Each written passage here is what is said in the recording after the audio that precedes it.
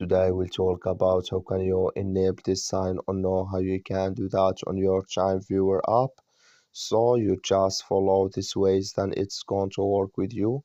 So all you have to do, so you just go here, you go above this sign, click on it here. When you just click on it, so then it's going to show for you a list like this. Then all you have to do next, you just go down here, so you keep going down, then you come here to hit remote wallpaper here. Just click in this sign or this color. Like you see color, it's gone. That's mean here the remote wallpaper, it's disabled with us now.